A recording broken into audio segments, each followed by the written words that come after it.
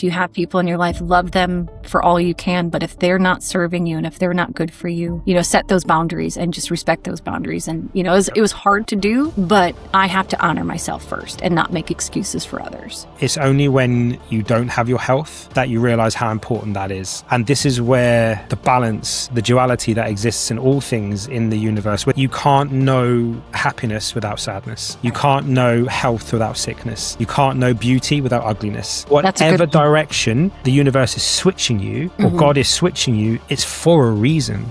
Found a GI doctor, went in and we did a colonoscopy. And when he came back, he's like, your colon looks like a rabid dog just tore you up. Every part of your colon is inflamed. We need to take it out.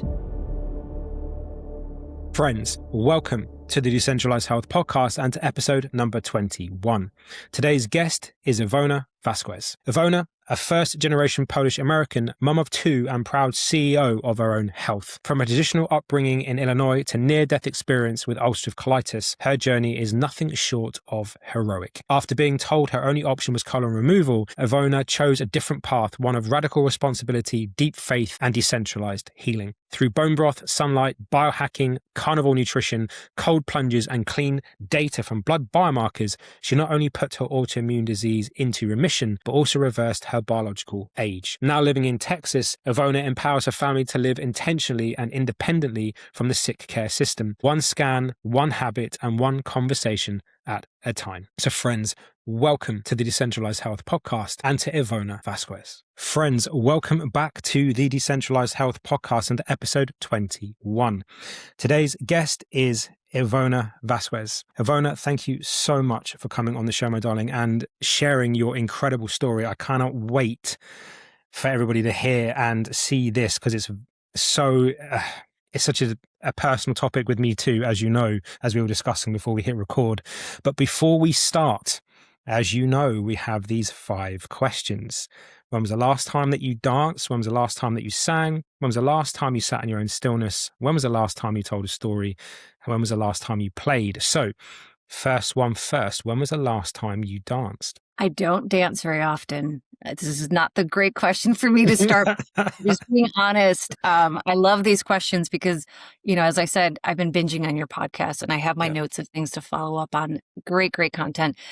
I do dance in the car when I drive. So I know that's not quite dancing. It counts.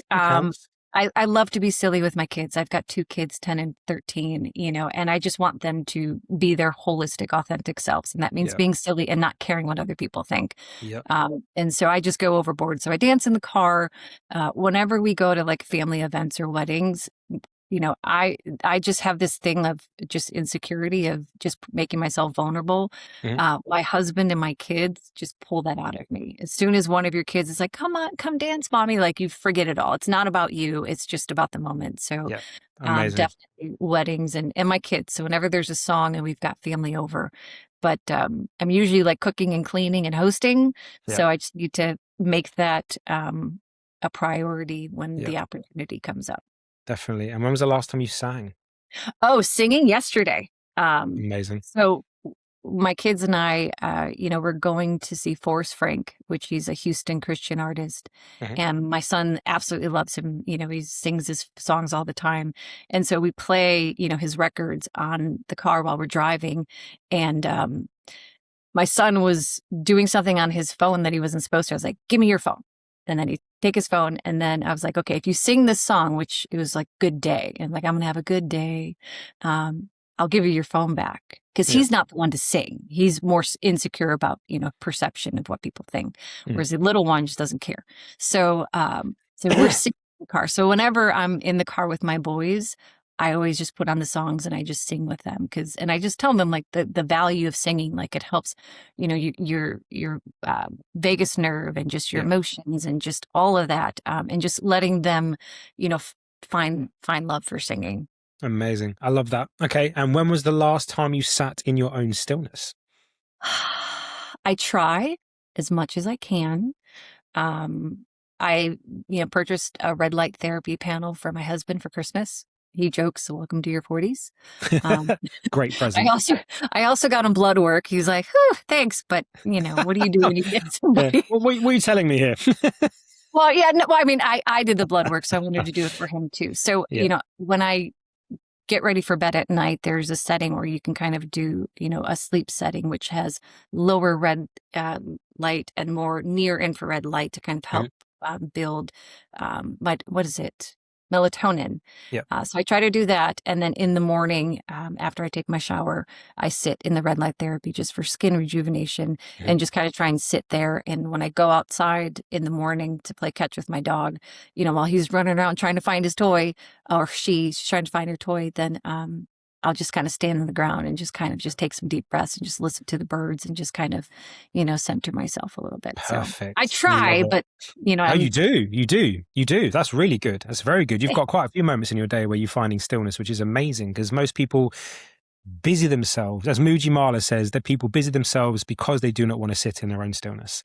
So that's me. So I have to force myself to be still and turn things off. I'm listening to podcasts at books at 1.5 or 1.8. So I'm always like, I gotta go. So it's really like a counterbalance for me to really take that time to slow down. Amazing. And when was the last time you told a story? I tell stories all the time. Well, probably to, Grok last night when I was trying to prepare for this.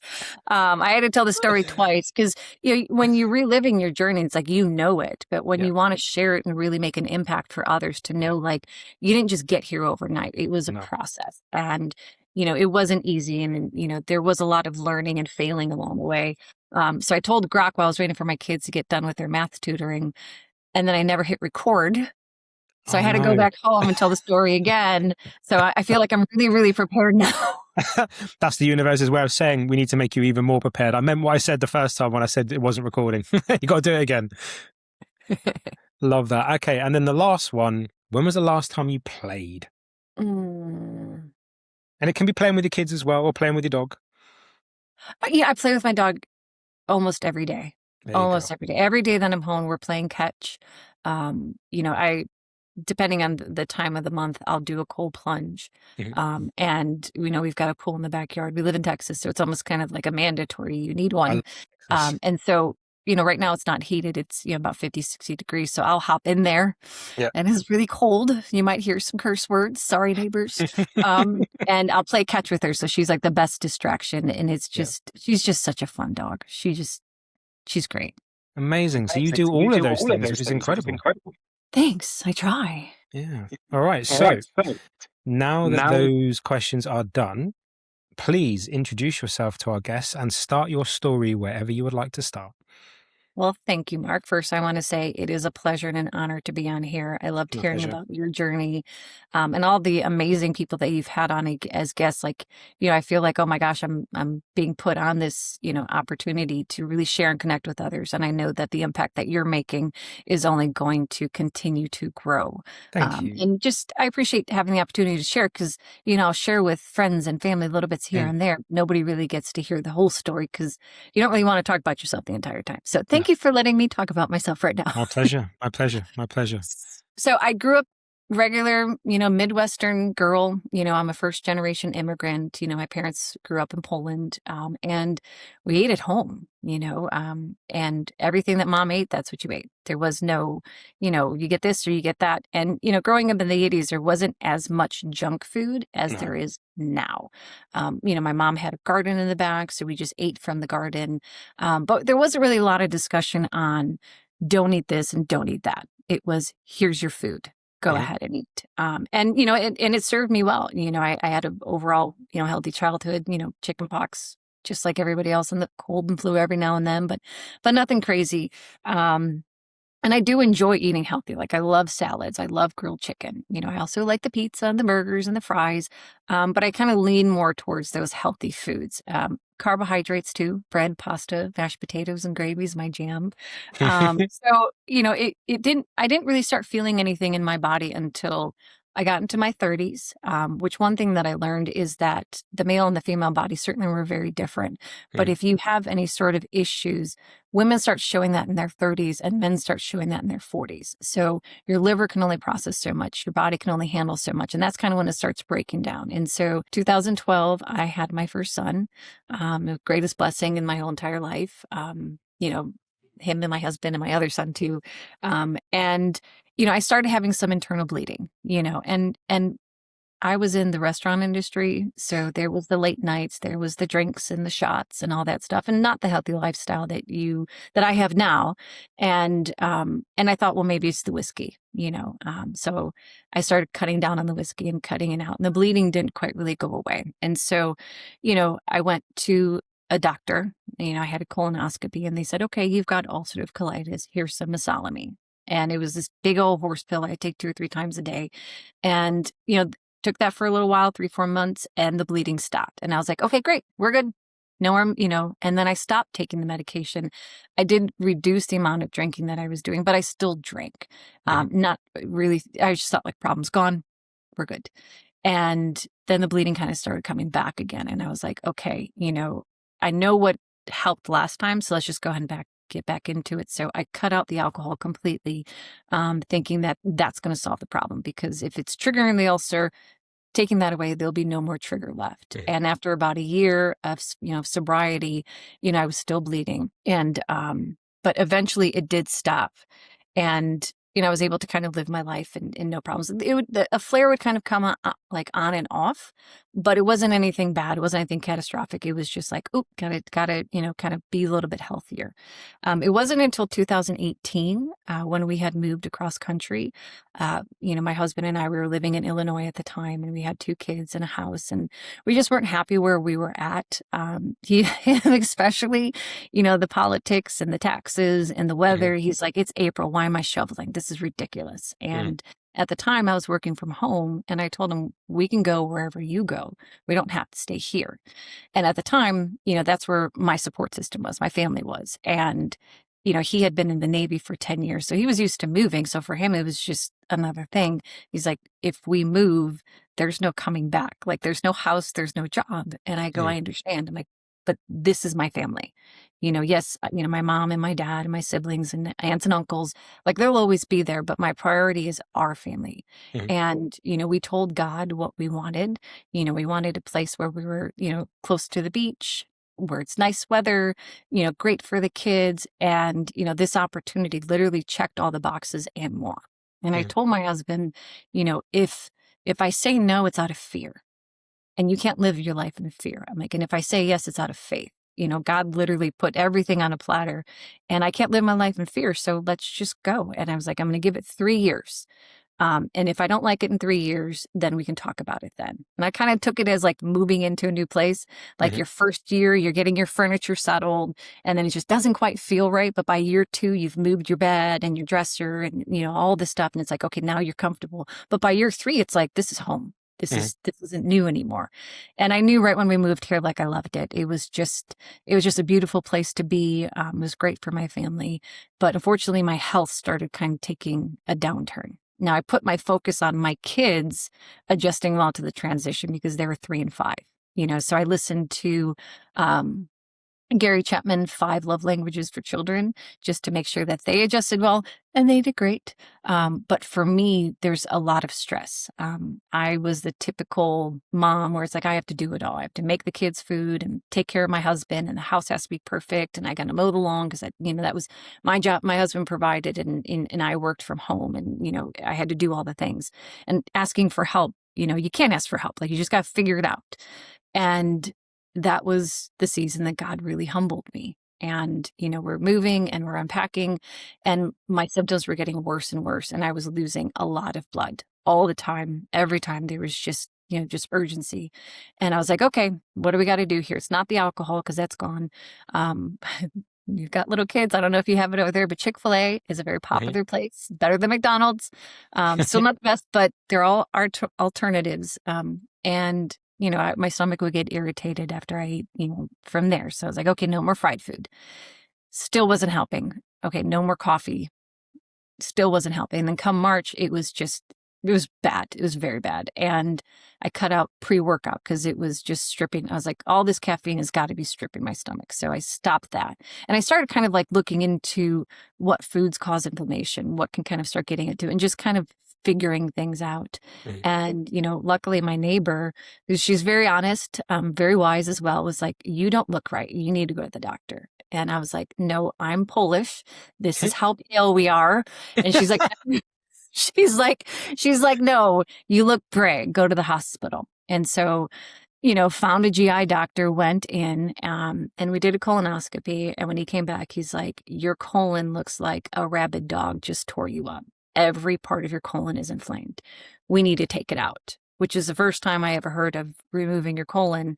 And I'm like, is there anything else we can do? And he's like, well, we can try prednisone, which is steroids, which I'd never been on steroids before, and see if your body can heal. But if not, then we have to take your colon out. And I'm just like it's not my pinky, it's not my toe, it's my colon. It's very big and you need it.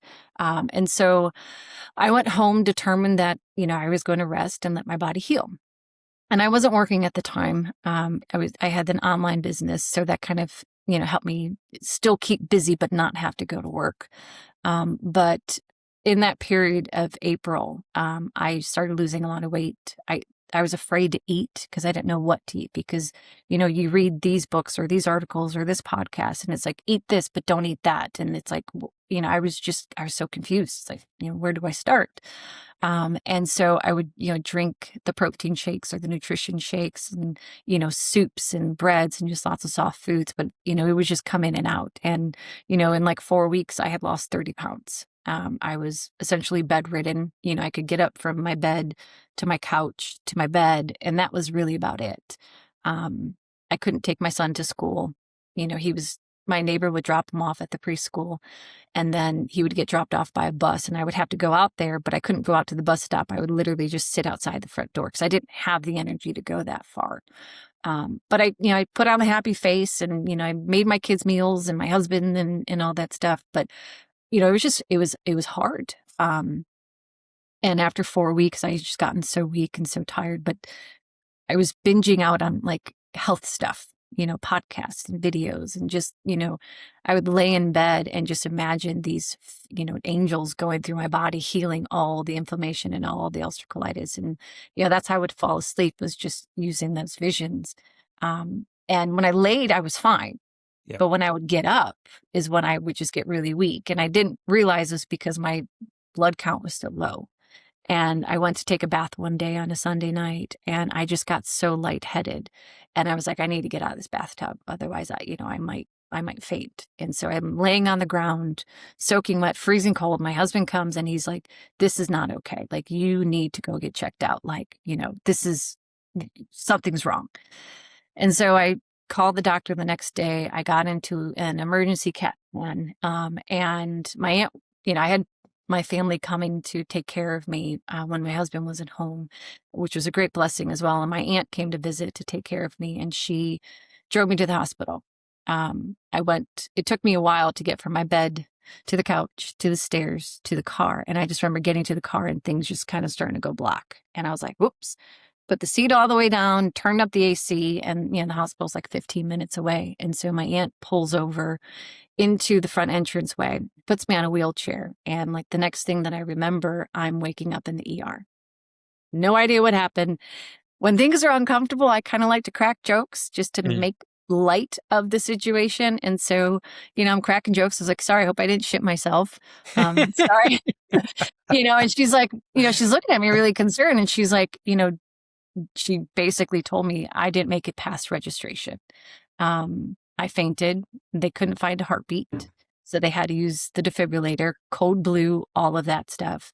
And they took my blood work, and I had a 4.2 hemoglobin, which you're supposed to be at least a 12 or a 13. And she's like, I don't know how you walked in here. She's like, you should have had a heart attack or died, or a stroke or anything in between. But the fact that you came in on your own, she's like, it doesn't make any sense. And so, from the ER, I got transferred over to the ICU. And my doctor, the GI doctor that wanted to take my colon out, comes raging in, and he is pissed. And I'm just like, I'm the one here, not you. Like, why are you mad? And he's like, essentially telling me, I told you so. You should have taken your colon out. None of this would have happened if you just listened to me. And he was just so pissed off at me. And I'm like, I'm not taking my colon out. There was this peace and calm that kind of came over me. He's like, And it was literally like, God was telling me, like, I gave you this. You Mm. need this. Don't take it out. And I asked him, I was like, is there anything else I can do? And he's like, no. And I was like, well, then I want a second opinion. And I'd never asked for a second opinion. I've never thought of a second opinion. It was just like, I don't want that. There's Mm. something in me telling me no. And I'm not going to just blindly listen to you. I need to listen to my body. And so he's like, fine, whatever. Kind of left. And I was like, okay, well, thank you. And then I got referred to one of the best GI doctors in the Houston, area. Houston is actually a huge medical district. Mm. And I got one of the best GI doctors. She's, doing different kinds of trials for medications. And she's like, absolutely, we have other alternatives. There's biologics, which biologics are things that are infused, kind of help turn off your autoimmune system. And that was a great lifeline that I needed to kind of get to where I'm at today. And so, I started on Entyvio. Like we discussed earlier, it's great to go the holistic route, the decentralized, medical route. But if what you need is a Band-Aid, use that Band-Aid because it's there and it does help. And so while I was using the Entyvio, I was also educating myself. What foods does my body eat? Or what food does my body need? And, what should I not be eating and how should I be living? And just listening to podcasts and listening to books and listening to friends. And, our mutual friend Athena has this wonderful group called the A Suite for entrepreneurs. Just being part of that group and connecting with other like-minded people, from chiropractors to breath work to, everything in between. I learned other ways that they heal. And it just blew my mind where it's like, it's not just this little box. Like you could learn from so many people. You just have to listen and put yourself out there. And so I started really kind of making those changes slowly and surely. And I was still on the Entyvio. I was a little concerned because every time I would get an infusion, they would check my liver. I was like, okay, that's not great. You need your liver, you need it healthy. And if you're worried about my liver, I'm worried about my liver. Mm. And so I developed antibodies to Entyvio. I started to flare again. I spent another week in the hospital. And I was like, okay, so we skipped from Entyvio, we went to Remicade. And the same thing, checking my liver. And I was like, okay, I really need to fast forward my healing journey and just start making more changes as well. With my family, I made a health a priority for us. So, I use the Yuka app for all the foods that we eat. It scans your food. You can use it at the grocery store. Oh, it's wonderful. And you kind of pick like, okay, well, do you want Doritos or do you want pop chips? Okay, well, obviously, there's better options and alternatives. So, I just got rid of the junk, and we didn't really have a lot of junk to begin with, but just all of it, changing my kids' cereal in the morning instead of having cereal, which is easy, just to throw a bowl and some cereal. One of my sons is a little bit more hyperactive, a little bit more food sensitive and color sensitive. And so by changing that out, it's improved, his overall school, his confidence, his health. Wow. So no more cereals, because we were kind of noticing a difference between, the way that he processes things. And, the thought of putting him on some sort of medication, is there anything else we can do? And so instead of medicating him so he can focus at school, we enrolled him in music and jujitsu. Which was Taekwondo at the time, but now it's jujitsu because they handle two different parts of the brain and they release norepinephrine and dopamine. And so it kind of helps naturally give him what he needs so he doesn't have to take medication. And he's just blossomed ever since. I make homemade bread, which I would always thought would be crazy, but my husband got me this crazy, amazing bread machine. So I just make bread and like they all wait for the bread to be done. And I tell them like, hey, like if you have something to eat, go ahead and eat it. But if you have a choice, this one's better. And here's why. Because I want to educate them. I don't want to tell them, don't eat that because I said so. I want to tell them why. The flour in the United States is atrocious. What it does to your body and your chemistry and bloating and brain fog and, obesity and all that stuff. Just switch the flour and make it yourself. Like it's an easy switch. Pasture raised eggs. That's all I buy. I need to find a local farmer, but, it's just baby steps, good butter, grass-fed beef. For Thanksgiving, I did a pasture-raised regenerative farm turkey. Yep. It's like the best turkey ever. So tastes so different. It does. And so, where was I at? Let me just go back to my notes. So, the next phase was I was on Remicade. So still doing the infusions, making those changes with my family and myself. And then my body started developing antibodies to that as well. And the doctor's like, okay, well, we'll try the next one. And the next one was something I would have to inject by myself every few weeks at home. And I was like, that's where I crossed the line. I'm not stabbing myself.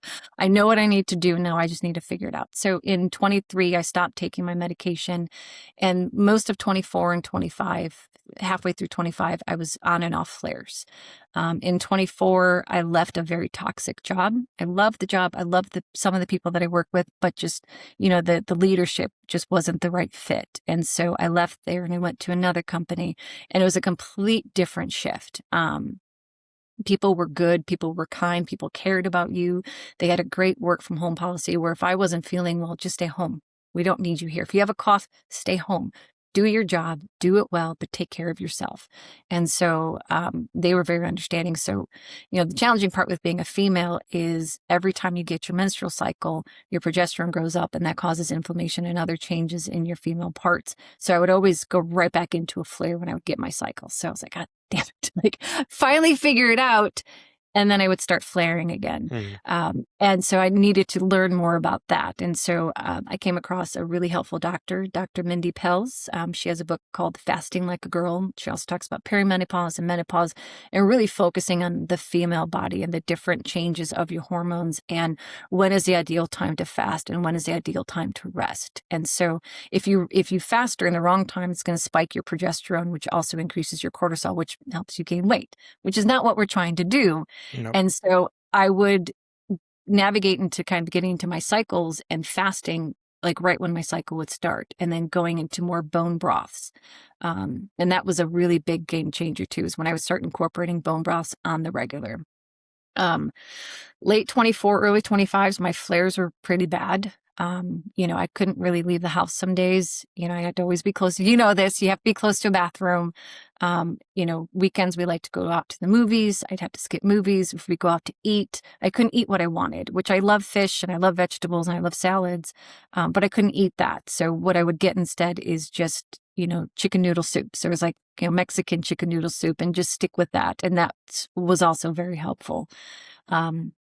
And I think the biggest thing really kind of started like in April of 25, stress. So when it comes to ulcerative colitis and any autoimmune disease, you have the three main stressors: your lifestyle, your diet, and your sleep. And so you kind of focus on those three. And, you can only control so much. But I was going through a court case with my father's estate, and that case finally got resolved after a few years. And, just setting boundaries with family just to make sure that my peace was protected. I definitely know that was a big impact. So, Yep. if you have people in your life, love them for all you can. But if they're not serving you and if they're not good for you, set those boundaries and just respect those boundaries. And, it was hard to do, but I have to honor myself first and not make excuses for others. And so that was one. We invested in an infrared sauna with red light therapy. That was a huge game changer as well. And I started doing other, kind of protocols. I started taking some parasite cleanses, started doing a little bit more carnivore-ish diet. My husband's total carnivore. I can't go that hard. So I would just incorporate avocado and cucumbers and lettuce and, a little bit of cheese just to kind of get a little bit of variety and flavor into my meals. And from January till July, I went from about 180 pounds to about 140 pounds. And I didn't really change a lot of my physical activity because I still couldn't really go on walks. I couldn't go too far from my house because then I have to go to the bathroom. And if I went too far, then, an accident most likely would happen. And so I was just really, really excited to make that progress. But I knew that weight loss, it was partly lifestyle changes, but also partly because I was flaring. And when you're flaring, you don't absorb any nutrients. So I knew that wasn't the healthy way, that there was a different balance I needed to get to. And I did a full blood panel. There's a company called Ways to Well. You just order a blood panel online. You go to a local Quest, they do the blood panel, and then they have this great AI chat feature. So it tells you all of your biomarkers, what's optimal and suboptimal. And I was able to really kind of understand what my body was telling me. I've had blood tests from the doctors before. It's like, oh, everything looks great. This looks like a little low, so we'll keep an eye on. Like, but what does that mean? What can I do? And there wasn't any of that conversation. And so I took it upon myself. And that's one of the things that I kind of tell my friends and my family, just be your own advocate, do your own research, ask those questions and find the resources that will help you. And so Ways to Well has been one of those really impactful things for me, because I'm not feeling good. I'll just go to the AI chat and be like, hey, here's what's going on. Here's how I'm feeling. Here's, what should I do? It's like, okay, well, make sure you do this, make sure you don't do that. And so it kind of let me focus on like my 3 weakest biomarkers, which was I had no testosterone. I didn't think I needed any, but apparently you do. And so I was like, well, what do I do for that? It's like, well, start lifting weights. Okay. So my son and I, we lift weights every morning, at least 15 minutes, just to get some sort of habit and routine. I had very low ferritin, so I started taking iron supplements, and then just, a handful of other, supplements. Since I wasn't doing the infusions, I also signed up with a local medical clinic where they do IV infusions. So I started doing the Myers infusion, which has like glutathione and vitamin C and, all the B12s and amino acids and all this stuff to kind of help with your gut. And just that protocol, and getting out, and this is the big one too, is getting outside. Since I was working from home, I invested in 2 monitors, and so I could work outside. So as soon as my kids were off at school, I plugged in outside, and I kept track of it on my smartwatch of how many hours I was outside. It was literally 4 or 5 hours every single day. Amazing. It was great. It was wonderful. And it's like a part of me wishes like, oh, you do one thing and then you do another thing. Like, was it parasite cleanse or was it sauna? And to me, it was like, I wasn't feeling good. I had to just figure it out until it worked. And come August, September, my flaring has stopped and I haven't had a flare since then. Congratulations. Oh, thank you. Thank you. It's such a great feeling. And my weight's gone up, I'm at about like 155, 160. And so I feel like a healthy weight. I'm still not as healthy as I like to be, but because I have my strength back, I can do more cardio. I can actually start running. I did a vision board with my Bible group. And, that's the thing. I was like, I want to run now. Like the thought of running never really occurred in my mind, but now I want to challenge my body and continue to get healthier. So when I did my blood panel in July, I was 5 years younger. And then when I did my blood panel in December, I was 8 years younger. So in the matter of 3 months, I was able to reduce my biological or my marker age by 3 years. My husband's 11 years younger, but he's very, very disciplined. But the blood work also really showed areas that he can improve. He trains every day. He wakes up at 2:45. He has 5 eggs, oatmeal, 2 7-ounce portions of protein, and then a protein shake and a protein bar. And that's 4 days a week. So like he's over disciplined, and actually told him you need a rest day. And so he's starting to rest now. So he's getting a little bit away from his super disciplined approach and kind of listening to a little bit of this and allowing me to nerd out on him. So, I mean, and thank you. I was going to schedule this last week, but I was like, hey, I've got my colonoscopy, which is, these conversations, they're not exciting by any means because, there's the shame involved of accidents or bleeding or colonoscopies. And there's nothing to be shameful about. This is your body. And whether you have acne or you're bleeding or you're bloated, your body's telling you something. And what is it telling you? It should not be bleeding. It should not be bloated. You should not have brain fog. There's something in your environment or in your lifestyle that you need to change. And the only way you can change it is about talking about it. If you take that fear away, you take its power away. And that's the only way you can really heal. And so that's why I just like being me and being candid and honest, because I know it can help somebody. And if I could just impact one person's life to make that change and be open and be vulnerable and try new things, that they can live a healthier and happier life, like I'm down for it 100%. Yep. So I had my colonoscopy on Monday, and it came back, I'm in full remission, and it was without biologics. Thank you. And so, that's kind of where I'm at right now. After listening to your podcast, I'm ready to nerd out some more on, making sure that, spending more time outside, how can I incorporate that with our day-to-day lives? Yeah. Getting a grounding mat. I have it in my Grok search engine, so I can start looking into those, and, all that good stuff. So there's so many things that we can talk about here and go down, but I just want to say thank you for openly and honestly sharing this story.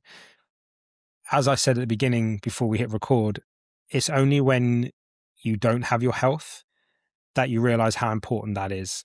And this is where the balance, the duality that exists in all things in the universe, whether you believe in God or the universe or a great spirit or whatever the case may be, there is a undeniable duality. You can't know happiness without sadness.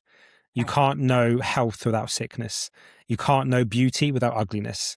And it's only when you go through those things and you recognize them and you accept them and that you're grateful for them, do you get that contrast so that when you do get the gift of your health back, you take it with not just open arms, but you look at it as probably the most precious gift Oh, that absolutely. anybody could give you.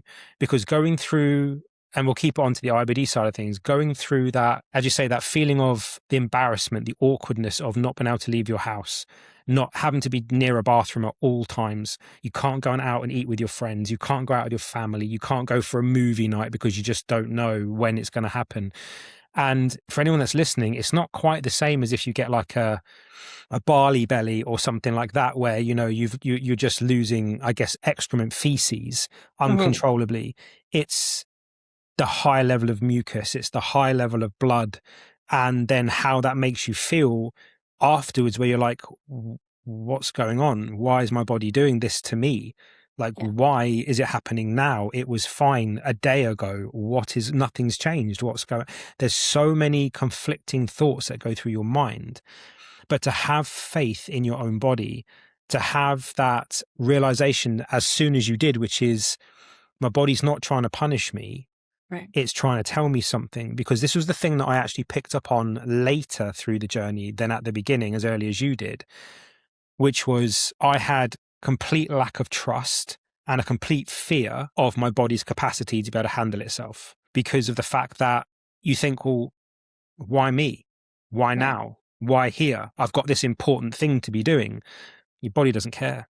No. You just have to let it go and accept it, and not have this kind of, I'm going to fight it mentality. No, you can't fight your body. Can't fight it. You can't fight it. The body's going to win. You can't beat that level of complexity, because we don't know enough about the body to say that we understand it. We probably know more about space than we do about the body. The body is such an intricate web of things. And the fact that you realized that early on, where you were like, okay, I just need to give in to this process and allow it to be.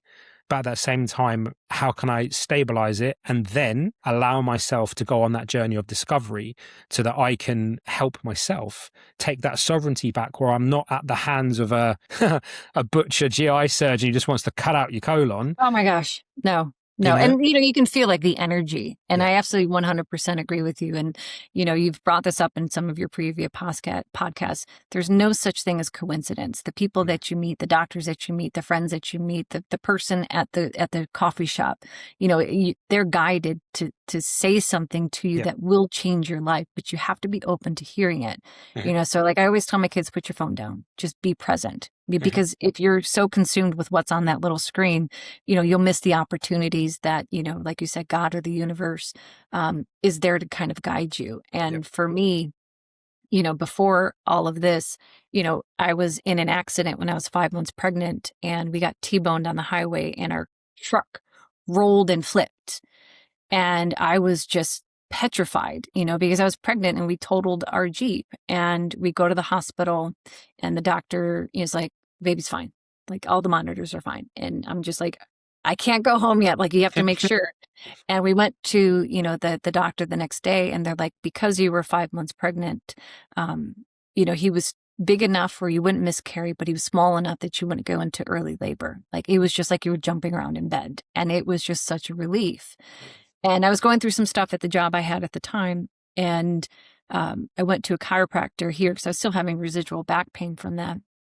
And he's like, it's almost like God flipped your life upside down for a reason. You were not on the right path. And at the time, I was talking with my supervisor of what my next step would be. Would I stay in the current role that I had, or would I go into a more challenging role? And I was just like, I don't know what to do, because I'd always been, very driven, very goal orientated. I needed to, move up the ladder. And it was this like moment of literally flipping my life upside down to say, that's not the right path for you. That's not where you're supposed to go. And so, I didn't take that aggressive route. I took let me just do what I'm doing well now go and just be more present with my family so I wouldn't have too much stress. And it was that little comment that kind of stuck with me through this process when I was bedridden for 6 weeks and I had to accept help and I had to ask for help. And, the part that I left out was when I was in the hospital, I coded blue, which I was like, what? And on Thursday, I had my family coming in, I had my husband there and nobody was there yet. And I was just sitting there by myself and my husband works overtime, couple times a year for 6 to 8 weeks. He's gone 6 days a week for 12 hours. He's gone. And so everything falls on me. And so he was in that season. And I was just like, he's so burdened at work and I can't help. And I just felt so overwhelmed. And I literally just remember crying in my hospital bed going, God, I can't do this. And this peace came over me. And it was like, you are not alone. I've always been here. You just have to ask for it. Ask for help.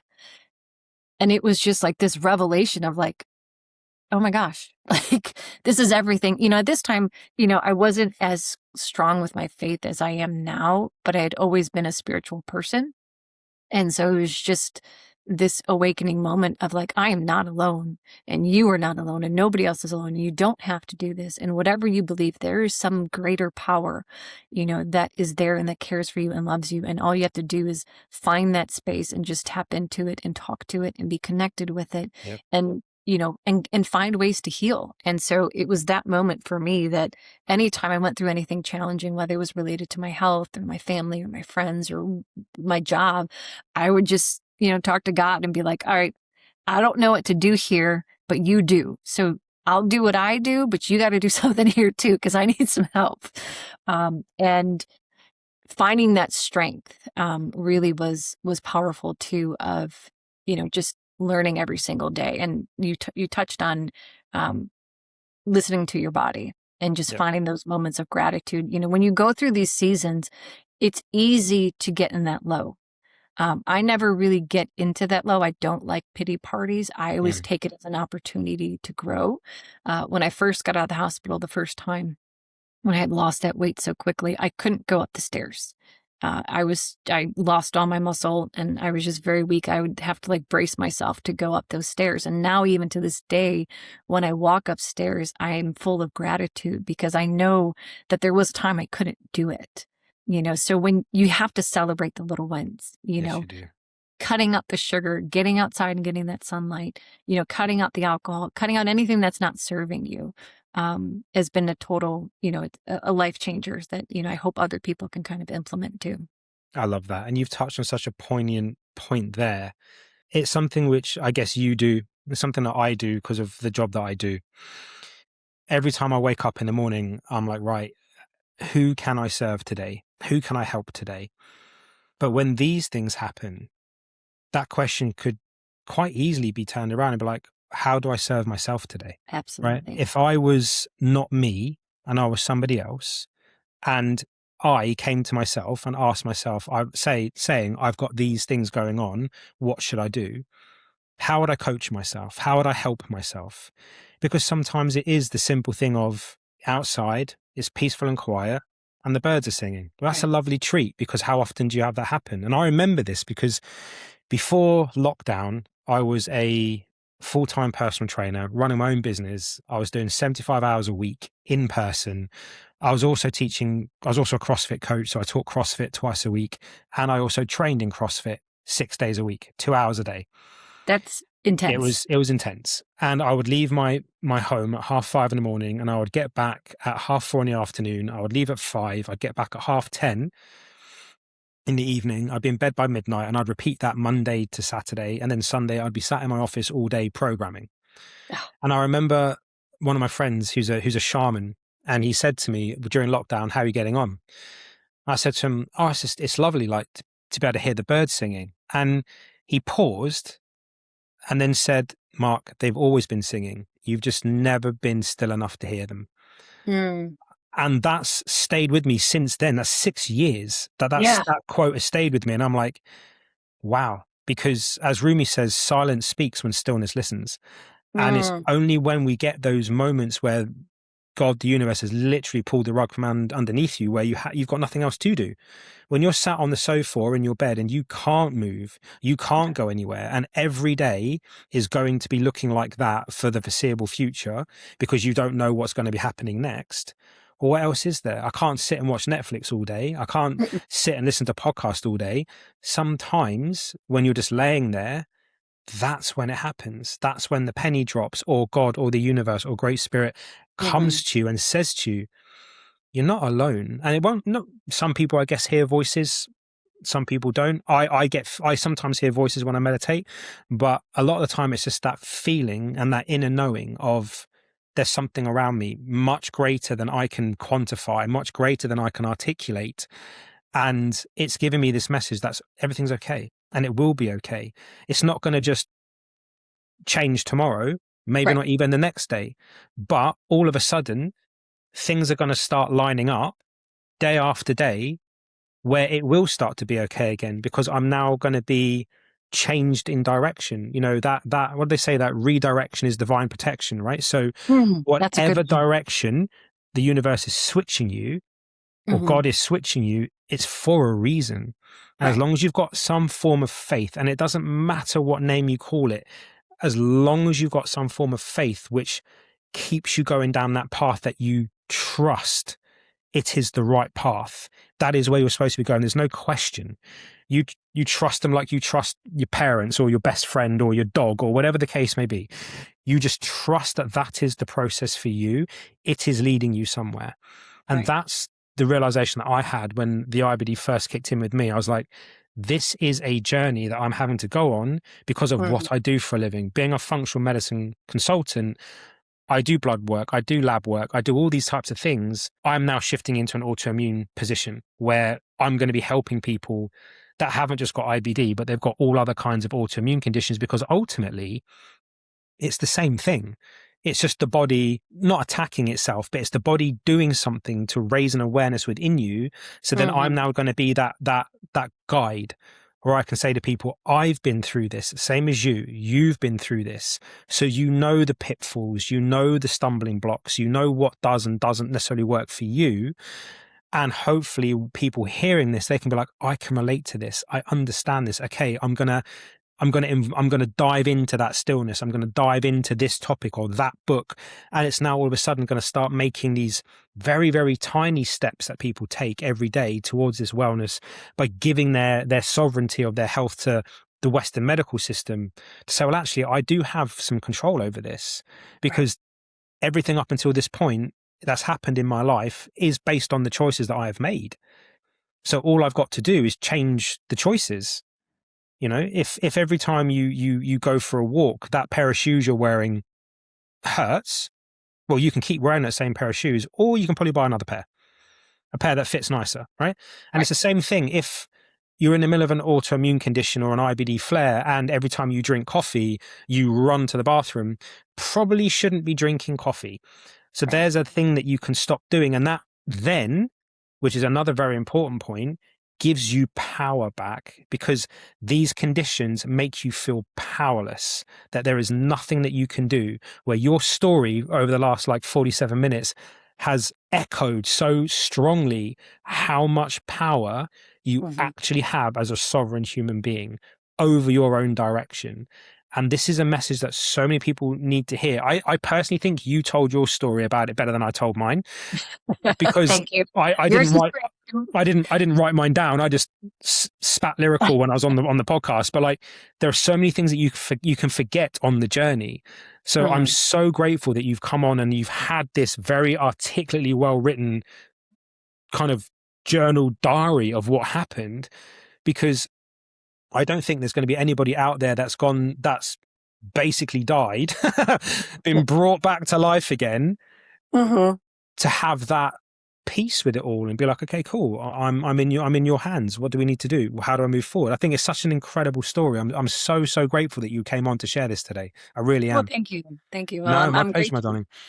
I'm grateful for it. And you touched on so many things. We all have to, you can't understand the beauty without the ugly. You can't understand the strength without the pain. And you have to go through these seasons, and they're not there to punish you. They're not there to hold you back. They're there so you can learn from it, and when you switch that victim mentality of, oh, woe is me, or, oh, I can't do this because I don't feel good. It's no, my body's telling me I need to focus on myself right now.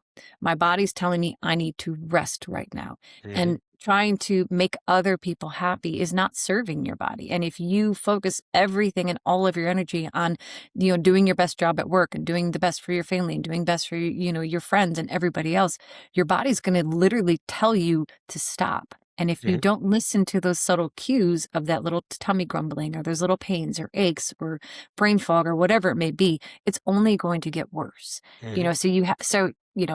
Getting flipped in the Jeep, I'm turning my life upside down. It's not the direction I needed to go at the time. Yeah. Getting ulcerative colitis, those really bad flares. I've lost my priority. I lost my center. I lost focusing on myself. And, God humbling me saying, you're not going to do anything. You're not going to go anywhere. And you're not going to leave your bed. You're going to sit here until you figure this out. And I'm going to be there with you. But you have to do the work. And so it was a complete 180 of, I have to be perfect, to realizing I am perfect just the way that I am. Or that, well, maybe that nobody's ever really perfect. So don't try and strive for perfection because, you don't want to have that either. It's just, for me, a lot of the growth that I have too has been to be a better mom for my children. And learning through that. And, after I deal with a lot of things with humor, and I find it's easy to deal with the hard stuff by laughing at it. And a year after I was hospitalized was right when the lockdown started.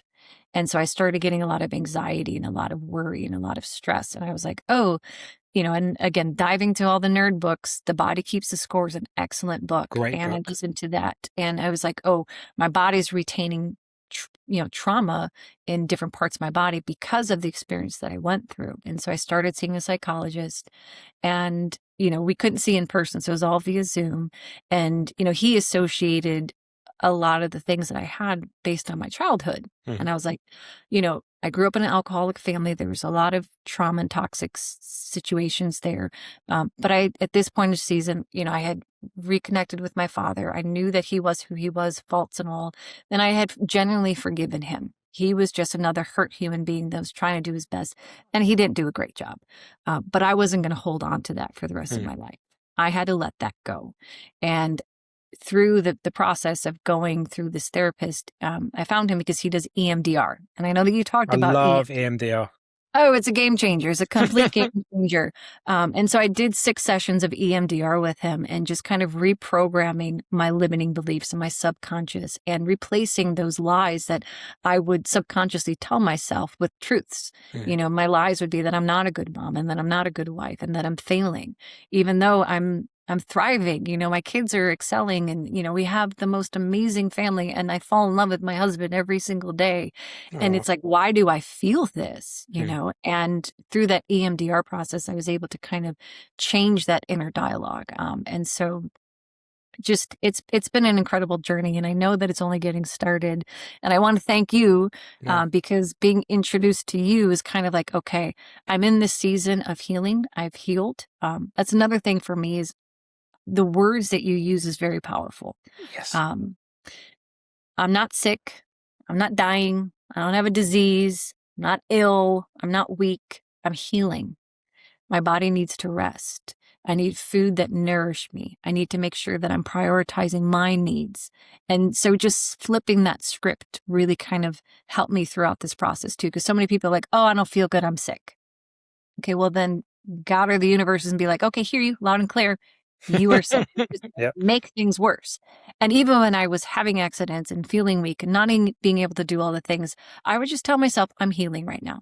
What I was doing wasn't serving me. I need to change something else. What else can I do? And just finding, whatever I needed at the time. I mean, I've got books upon books upon books. Most of those back there are my kids.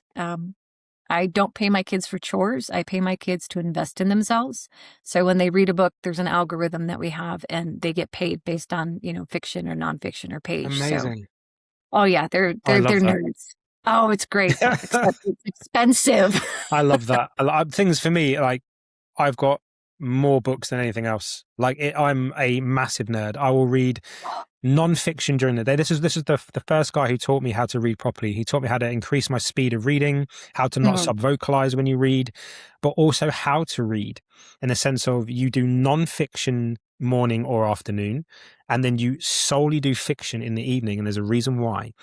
Okay. When you read fiction, so if we just use a book that probably everybody's read, either Harry Potter or Lord of the Rings, everybody's read these books and they've been made into films. So when we're watching the film, well, the visualization's been done for you. Mhm. The characters have been done for you. All you've got to do is sit and watch. There's no thought process. There's no creation going on. When you read the book, if you've never watched the film, you have to create the environment. You have to create Middle Earth. What does Middle Earth look like? What does Mhm. Sauron look like? What does Harry Potter look like? What does the hall look like? You have to create it. And that taps into that part of the brain which helps with dreams. So if you Mm. read fiction before bed, you're creating this dreamlike state before you go to bed. And so that way, then when you go to bed, one, you'll get really good dreams because they'll be vivid, but the body, God, the universe will talk to you through your dreams as Mm. well. And you'll remember them when you wake up rather than waking up being like, oh, I dreamt. What did I dream? Oh, it doesn't matter.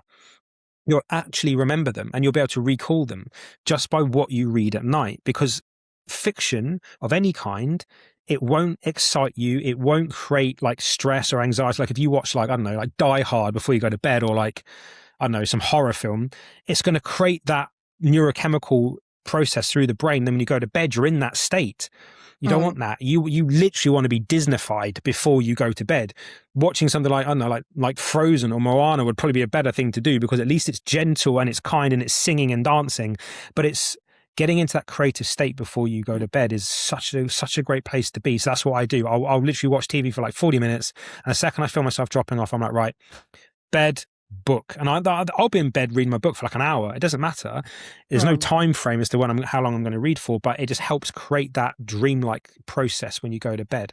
And yeah, it was a game changer for me, absolute game changer. But I also know, sorry, Amazon, you were going to say? No, go ahead. No, did you say you had questions for me as well?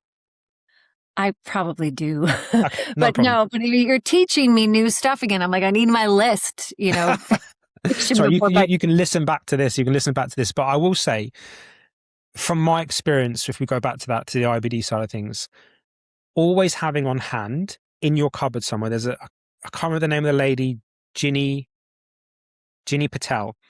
Mm. She's got a company. They've got a product called Absorb Plus. They've got two types. They've got Absorb Plus and Absorb Plus Elemental.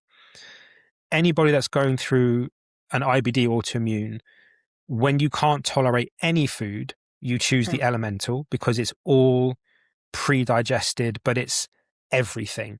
It's every mineral, it's carbohydrates, it's proteins. The only thing you have to add is your own fats. The Absorb Plus is more like a meal replacement for when you shift away from the elemental, going into slightly more solid food. It will add more bolus to the gut, and it will start creating stools and all that other type of stuff again. So having one tub of each of those in the cupboard Mhm. just in case is always a good thing to have, or knowing that you can at least buy them. They're not cheap. Like if you go by her servings, it will last you a week and it's like $80, but Mm. you don't need to take that much. One scoop and then adding in anything else like a protein powder or something that you're good with will be fine. But it's just having those things at hand or knowing that you've got them. They do another product called Mucosa Calm. So if you're losing a lot of mucus, the ingredients in there, which I believe are glutamine,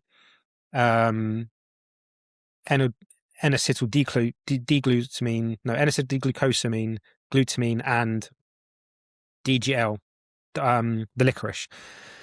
It's just in there and it just helps calm that mucosa down. So that way then you don't lose as much mucosa, because that's the other thing that I had was I couldn't pass gas. I don't know if you had that Mm. same thing. I could only pass gas on the toilet when I was sat down or if I was Oh, laying down, because any pressure when I stood up, my body was like, you're either going to release mucus or you're going to bleed. I can't mhm. have that happen. So we're Nope. just going to hold the gas in. And so you're just walking around with this bloated gut all day long and it's just not comfortable. So having that mucosa calm is a very good thing to have as well. And for anybody that comes to me when it comes to autoimmune, I'm always like the autoimmune paleo diet. If there's any kind of chronic inflammation going on in the body, it is going to be coming from, as you say, your environment, your lack of sleep, or the things that you are putting in your body. And there are very pro-inflammatory foods: gluten, dairy, sugar. These three things, artificial, oh, look, thumbs up, artificial sugars, not natural sugar, but artificials like sucralose and, I can't remember, aspartame and all those other ones. They're very pro-inflammatory. So the AIP removes these foods from your diet instantly. And it's not a stay on it forever thing. This is I'm noticing inflammation in my body.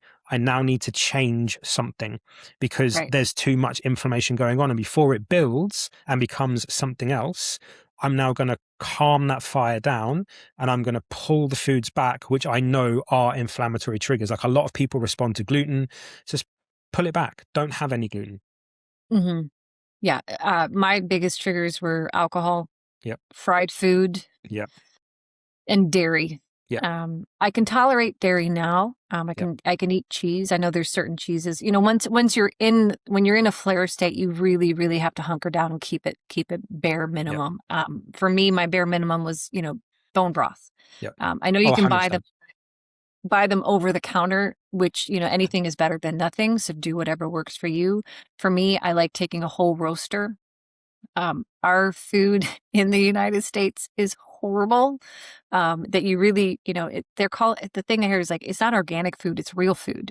Like the organic food now is the food that our parents used to get at the grocery stores in the 80s. Like why are we spending more money for it? But I get air chilled chicken now. It's a little bit more. Instead of spending, $7 for a roaster, you're spending maybe 12 or 15, but you're getting so much more benefit out of it because it's not going to be juiced up with all these added hormones and chemicals and stuff. And it's air chilled. So it's just healthy overall. So I put the whole chicken roaster in there. And then I add some beef stock bones. So there's, I used to get them from the grocery store, but I ordered a pack of bones from a regenerative pasture-raised farm. And, that adds the extra collagen that your body needs to kind of help heal the gut. So I'll make stock of that. My family will eat the chicken for the week. So I know that they're getting all of those natural, gut microbiomes from the chicken and the stock. We'll have soup for dinner, and so it's just another way to kind of incorporate that healthy lifestyle for myself, but also for my family. So that way I can kind of set them up so they know what to do and why. Agreed. Bone marrow is also very good as well, if you can do that. And that's very easy to do. And I know people don't like bone marrow, but it is slimy, so but here's a good thing you can do. You can, when you put it in the oven, because obviously you just got the bone and the marrow inside, you put it in the oven and roast it. And then when it comes out, you can use it like a butter. So you could use it on, if you can tolerate a sourdough, you could use it on that, or you could put it onto some potatoes or put it into a salad, whatever, or put it onto your meat, whatever you would choose to do. But again, the things that you get from bone marrow are so good for helping to rebuild the body.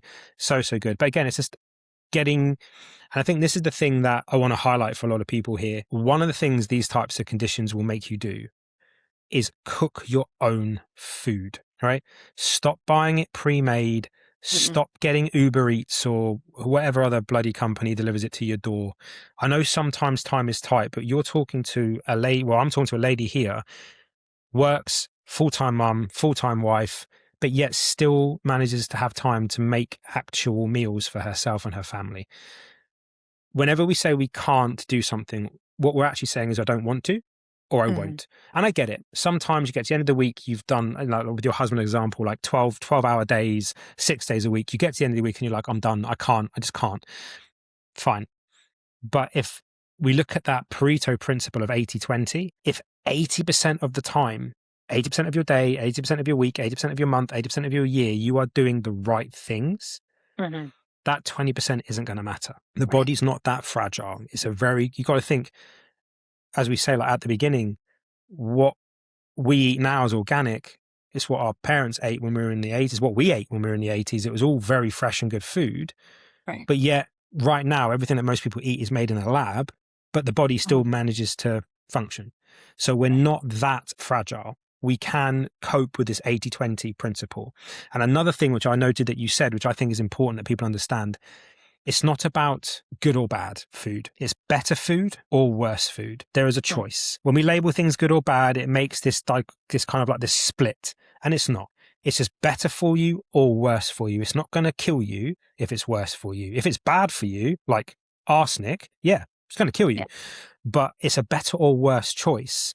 And something which I said in a podcast a while ago, which I want to echo through here, if you are doing things that you know are bad for you, but you still do them, it's telling you that you love that thing more than you love yourself. And that is the question where you have to ask yourself, why? Right. Why do I still do these things, even though I know it's causing me urgency and bleeding, or I know it's causing me to gain weight, or I know it's causing me brain fog or whatever? You have to ask yourself that question. Why? Why am I doing these things? Why am I punishing myself with food? Don't need to.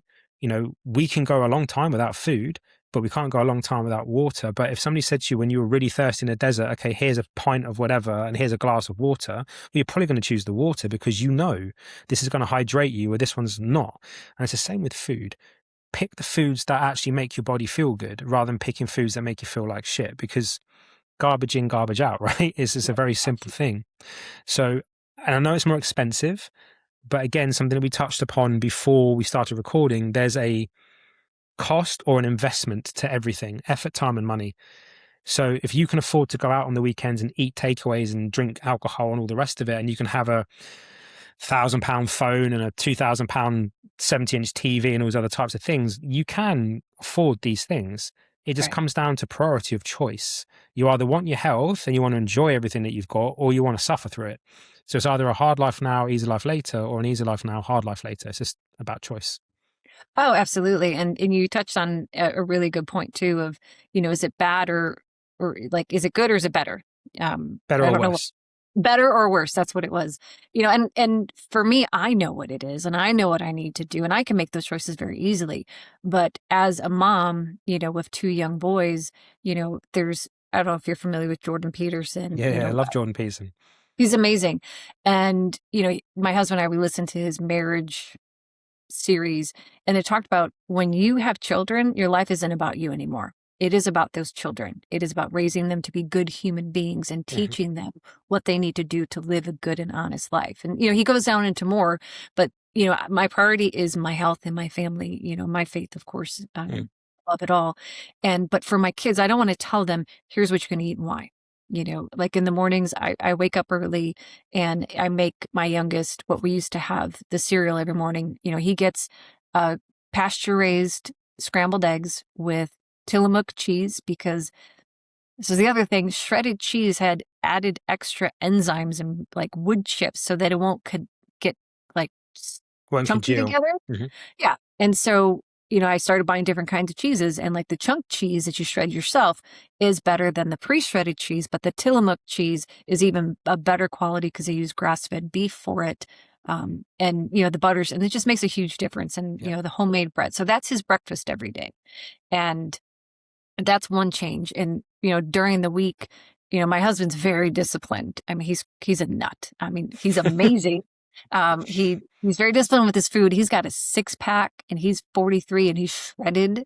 And I take most of the credit for that because I feed him everything he eats. You should take credit for it. I do. I was like, you just have to wake up at 2:45 and work out. Yeah. I make all your foods. But he has just a cheat day just on Saturdays. And so that's the kind of lifestyle that we're incorporating with our kids. Now they do get to eat junkier foods than my husband eats. Yeah. But they're healthier choices. They're probiotic gummies, they're popcorn chips or beef sticks. So they're eating the healthier options. But if they want to eat junk food, we just kind of say, hey, just save it for Saturday. You want the ice cream? Have it on Saturday. You want the pizza? Have it on Saturday. You want to go get donuts? Have it on Saturday. So that way they're getting those healthy habits now. Because kids at this age, they haven't developed their prefrontal cortex. They haven't developed, they're just going based on instinct and habits. So if we integrate these healthy habits now, it's going to be easier for that to sustain them and stay with them for the rest of their lives. And so when we order pizza, you have all the regular fast food places, Pizza Hut and Papa John's and Domino's, and, they all serve a purpose, but they don't use real cheese. They don't use quality ingredients. So we'll go to the local pizza place that uses the good flour, uses real cheese, and you can taste the difference. Like my kids inhale that pizza. Does it cost more? Absolutely.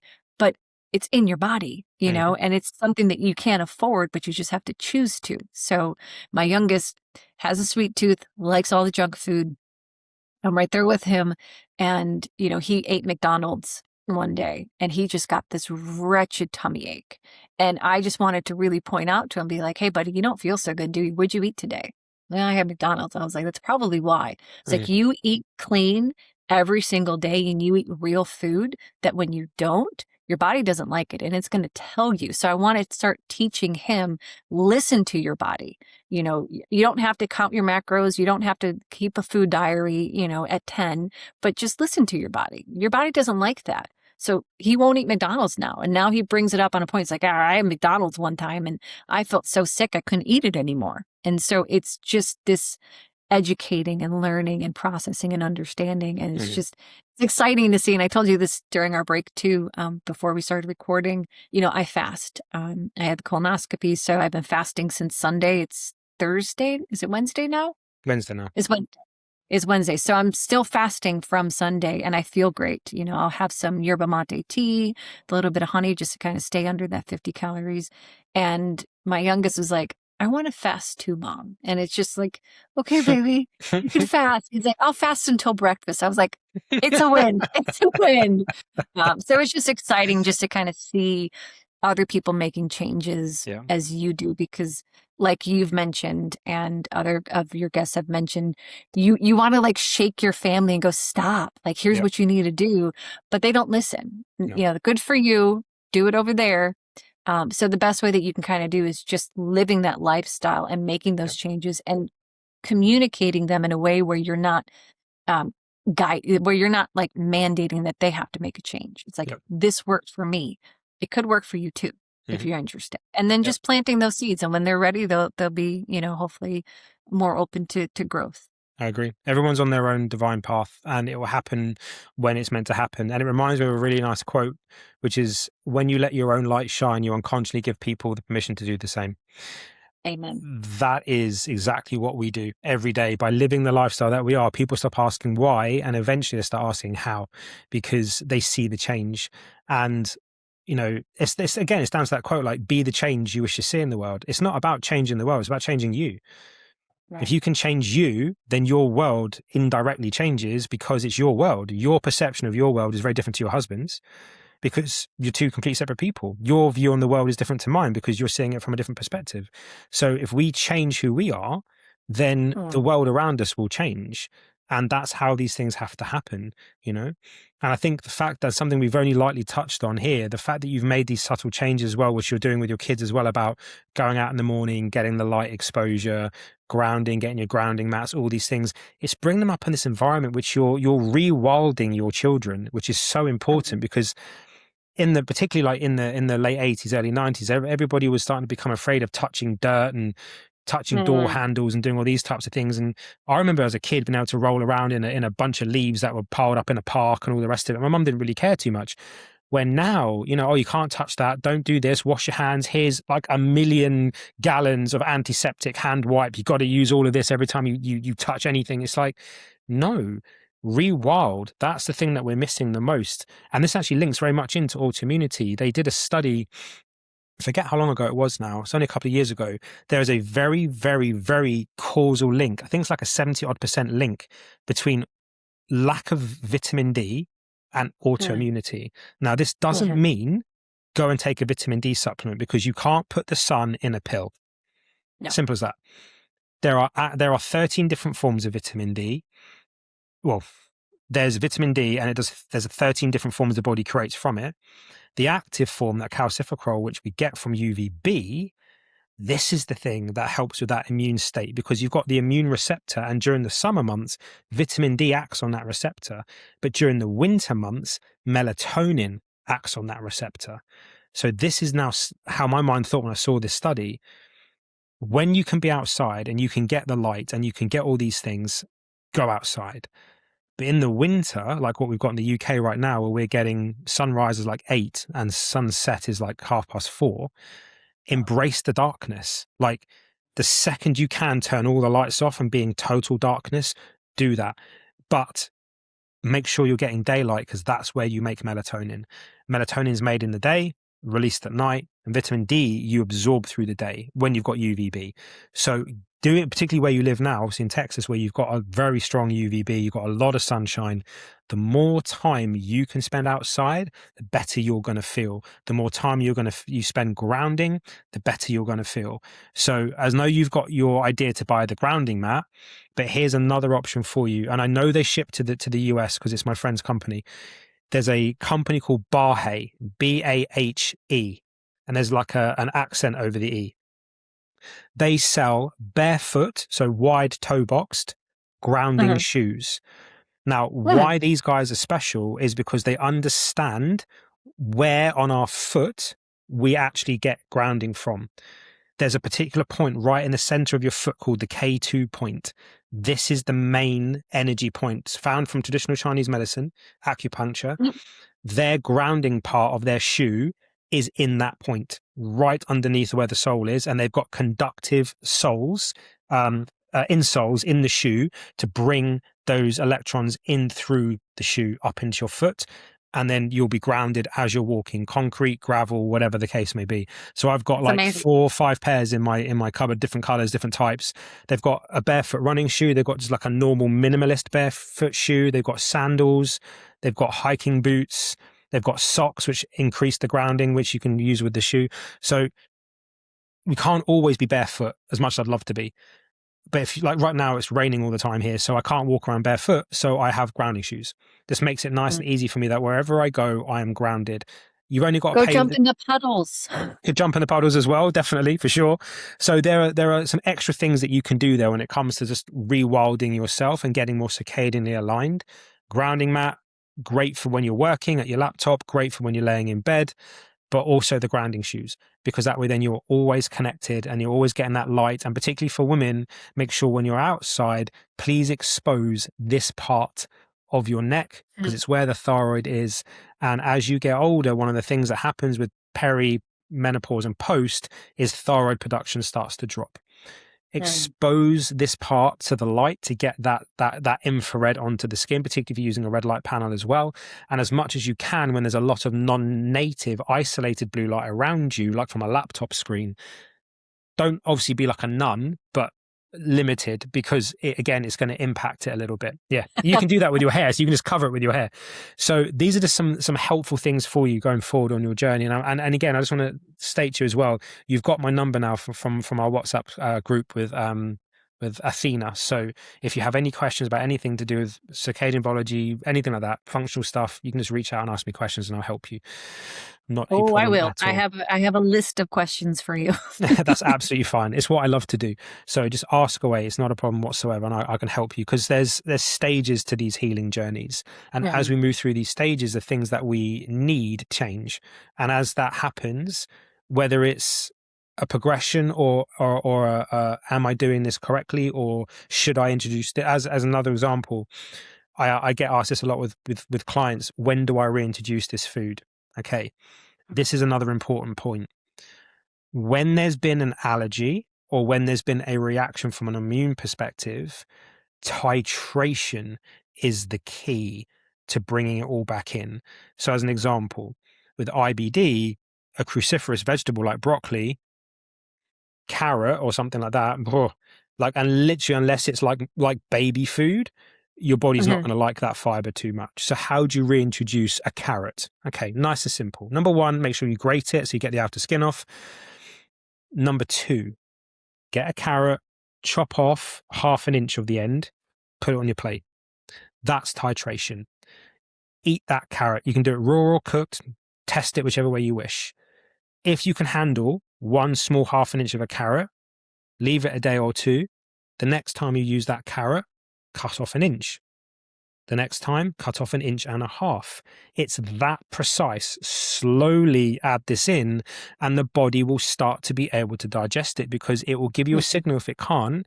But when we pull food away from our diet, what happens is the enzymes and the bacteria that feed off these things, they start to drop. Which means if we then reintroduce it, a little bit like your husband with his carnivore, if you reintroduce a ton of carbohydrates after being very strict carnivore, you're going to react to those carbohydrates very, very badly. Right. If you just introduced it very slowly, very small amount, you wouldn't get that reaction. Now, yes, it's annoying because you're going to look at that carrot and be like, oh, well, it's going to waste that carrot because it's going to take me like 2 weeks to eat it. It's a bloody carrot. It doesn't matter. Go and buy No. another one. You know, if you're gonna get broccoli and you've had to buy a head of broccoli and you're only eating like one tiny floret part of it. Yeah, okay, it's probably going to go off by the time that you try and finish all of it. But it's only broccoli. It's not gonna matter. Throw it away and buy a new one. It's not like they cost you like £1 million to buy. So just titrate. Same with dairy. Small, tiny little shot glass of milk. Can you handle it? Small little corner of cheese. Can you handle it? If we just throw it back into the mix and be like, oh, I fancy some pancakes today, so I'm just going to make some standard pancakes. Now you've got like 8 pancakes deep and you eat like 1 or 2 of them and you're like, oh, I don't feel good. Well, yeah, now you're going to have to waste those pancakes anyway, so it doesn't really matter. Slowly. Reintroduce these things slowly. Repopulate the gut with the right microbiome, bacteria that feed off these things. Build up the bifidobacteria, build up the lactobacillus, build up the akkermansia, feed the metabolites that feed them. And then they will Amen. grow and that will repopulate the gut. And all of a sudden you're going to get better digestion anyway. You're going to be able to tolerate more foods. There's a guy that actually I want you to do some research on. His name is Joel Green. He's got 2 books. One is called The Immunity Code. The other book I actually have right here.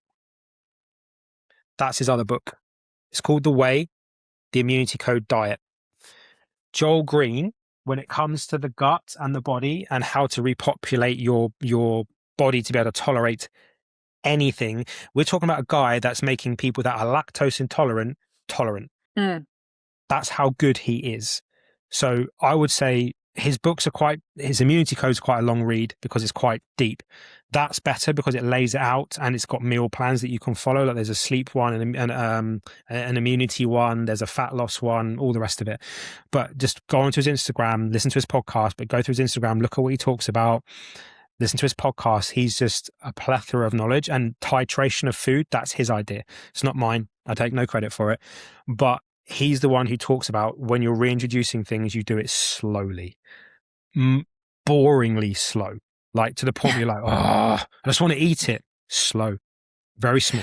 But I mean, this is all absolutely super duper helpful. I mean, I haven't heard of it this way. I did, a lot of research and books and, like I said, certain say eat this and don't eat that. And, you go to the hospital and they're giving you anything and everything. And, it's like, I had a fear of food for the longest time. I just didn't know what to eat. So I would end up not eating and then eating everything I didn't need to eat.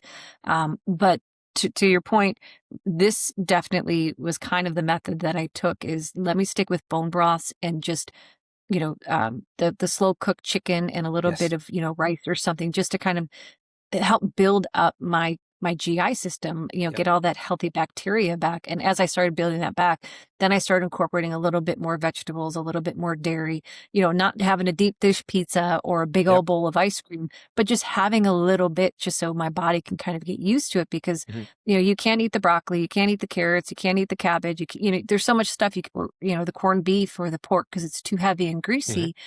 But your body is supposed to be able to eat that stuff, but you're not supposed to eat a lot of the greasy pork and stuff. I stay away from pork now, but I love broccoli and I love cabbage and Brussels sprouts. So to cut that out completely because it's cruciferous was like, but it's got vitamins and minerals that I need. So I've started to slowly incorporate those and now I can eat those just fine. And that is, not even 6 months of being in remission that I can eat whatever I want to eat and not have a reaction, but I'm still doing the bone broth and I'm still doing the time outside. And to your point again, it's amazing how good you feel from being outside. I'm sitting in my office and I'm inside, but I have my window cracked open. And I always thought like, you have to have the window all the way open, but I think it was episode 3, you're like, even if it's just a crack, that light and that vitamin D and those UV rays will come in and just take over. And I'm like, okay, well, that's easy. And it's really those small, simple changes that we all can do that, kind of have that butterfly effect and continue to grow and evolve. And it's not only changing me, but it's, it's changing everybody around me, and You absolutely do want to be that light, because when you feel good, you want to shout it from the rooftops. Not everybody wants to listen, but those that are curious and ready to start their journey, they're the ones that are going to reach out. They're the ones that are going to say, hey, I have a daughter that is going through the same thing. Can you please talk to her? Which reminds me, I have to reach out to somebody. But yeah, so it's just, starting day one. I just remember everything's slow, guys. Everything is slow. You're not going to get healed in a day. You're not going to get healed in maybe even in a week. I don't want to put limits on your healability, but do things slowly, and also capitalize on the things that are free. Sunlight is free. Cracking a window open is free. Going for a walk is free. And we were talking about the EMDR as an example. So for people that are listening, people that are watching, EMDR got discovered by the lady because she realized when she went for walks, her eyes would staccadically switch from side to side. That switching from side to side put her into a parasympathetic state. And then you've also got distance. You've got close, medium, far, and further, and height. All these things change everything around you from being a singular focus to a much broader focus. Because when you look at the size of a tree, all of a sudden you feel very small. It just puts things into perspective. And that's where EMDR came from, was just the flicking of the eyes from side to side when somebody was walking. And she realized she felt better. She felt more centered. It's because obviously the eyes are the only part of the brain that are on the outside. So it helps to be outside and forest bathe and all these things, because you've got all the phytochemicals coming from the trees and the plants, the greens, the blues, the yellows, the pinks. These are all chemicals the body picks up and it absorbs. And these are all things that we're supposed to be around permanently. We're not supposed to be indoors all the time. We're supposed to be outside. And it is difficult. I get it. I work from home. I understand that. But I make sure that I set my life up for success in these ways. And it takes time. You're not going to occasionally fix your house in a day. It's going to take time, replacing a light bulb here, buying a grounding mat there, whatever the case may be, buying a pair of blue blockers, whatever. It's going to take time. And just, as Trevor Hall, great musician, said, you can't rush your healing. Realize that you can't rush your healing. It will take however long it's going to take. And the more you try and push against it, the more it's going to push back. And you end up being in that immovable object and unstoppable force scenario. Just allow the body to be malleable. And most importantly, when you're on a healing journey of any kind, get out of your own way. Let it go. And get out of the way. Let the body do what it needs to do. It's got us this far, however many hundreds of thousands of years. That's amazing. Move out of the way, thinking that you know what it needs. You don't. No, we don't know anything. I mean, we know what we know, but our body is such a beautiful creation. The way that it works, the way that we create life, the way that our body can heal on its own, the way that our thoughts have energy, the foods that we eat has energy, the sun has energy. When you really kind of just allow life to be, it gets a lot easier. When I was going through all of this stuff, I just kind of took it as, what did my ancestors do 100 years ago? How did they eat? How did they sleep? How did they live? And I kind of just kept that simple. Even though I didn't know all of the things of grounding or vitamin D or the sunlight or circadian, or quantum biology, which I still need to learn a little bit about. I'll teach you. Or a lot of it about, I was like, what did my grandparents do? Yeah. Okay, well, how can I do that? And it's just incorporating those little things and, making these changes, it is an investment, whether it's better quality food, better quality sleep, blood panels, red light therapy. You can't just go to the store and pick it up for a few dollars. It is an investment. I will note this: when I was on my biologics, it was over $100,000 a year just to get that medication. It was over 50 to 70 grand for the week that I was hospitalized. And that is a lot of money. I mean, thankfully I have insurance, but there's co-pays and there's premiums and there's payments and there's all that stuff that I'm spending on that. But that was a Band-Aid, because that's not sustainable, especially if you're testing your liver every 8 weeks. That's not something that my body naturally needs. It needs the food and the nutrients and things that will heal me naturally, like bone broth. Bone broth is the easiest thing. Spend a little bit more money, get a whole roaster. You've got food for the week, and you've got this delicious base that will really heal your gut. Agreed. And I look at it all as an investment. It is an investment in my health. Not only am I going to feel better today, not only going to be better today, but it's allowing my life and every little mitochondria and cell and bone in my body to live the best life. You know, you hear so many times, oh, I'm getting older, this hurts, that hurts, and oh, I don't feel good, I got brain fog. That's not normal. And a lot of people don't realize that that's not normal. If you cut out and change things, whether it's gluten or spending more time outside or the different kind of flour that you're using, all of that stuff kind of starts to go away. And then you don't feel the pain and you don't feel the aches and you don't feel old, you know, and it's a beautiful place to be. It's like, do you want, you know, what was it? Live hard now and live easy later, or live an easy life Hard now life and live now, hard easy later? life later. Yeah. It's like, I would much rather sit in front of the red light, go outside, play catch with my dog, hop in the pool and do a cold plunge. I know you can get a cold plunge for $100 and or there's people even that get bags of ice and just throw it in their tub. Whatever you got to do, That's what sitting I in a do. cold, sitting in a cold shower, that works great too. So it's just finding ways. If you can't, get a cold plunge, get a bag of ice. Yep. Exactly. Do something, take a cold shower and just start making those small little incremental changes and you'll start seeing it, because there really truly is a butterfly effect. Studies have shown if you put a sign out in front of your house that says, I love the earth, then you're going to start doing more earthy type things, gardening, organic, sunlight, exercise. And it's just by putting a sign on people's front lawns. So I thought that was, it's a beautiful thing that we have control over. I agree. And what a bombshell to end this one on, my darling. I'm going to be very, very thoughtful and mindful of your time, because I know it's early morning for you and you've got stuff to do. And this has been an hour and a half already. So, ladies and gentlemen, friends, this has been Evona. I'm so grateful for you sharing your story, my darling. I really am. And guys, please continue this in the conversation parts below. Ask questions. How can people reach you, my darling, if they want to speak to you? Are you on Instagram or? So I'm actually taking a social media break. I wasn't feeling my best. And so I don't have any social media except for X. But I did put my X back up and I put the link on there. It's Happy Like Heaven. One day I was playing outside with my kids. We were outside coloring and just having a beautiful moment. And my son just looked at me. He's like, I feel like I'm happy like heaven right now. Oh, and it just him. sat with me. And I'm just like, you want to create all these beautiful memories with your kids, but sometimes just not doing anything and just being present with them and just stopping all the things is all that they really want. And that's kind of stuck with me, is just living a life that's happy like heaven. So you can find me on X there. I don't post a lot on my journey yet, but Mark, thank you. You've inspired me to kind of start dipping my toes into how I can impact others. I do repost things on X, and a lot of that really kind of boils down to, what do I want my kids to learn?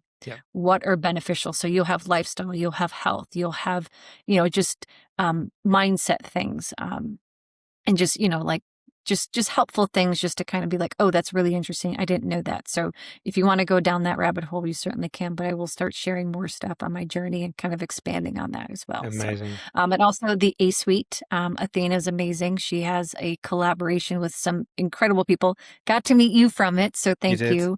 My pleasure. And, so you can find me on there as well. Beautiful. So friends, there we have it. Evona sharing her story on IBD, her journey. Please reach out to her on X. Also connect with Ashley Athena Abushi from the A Suite, because it is because of her that we are having this beautiful conversation.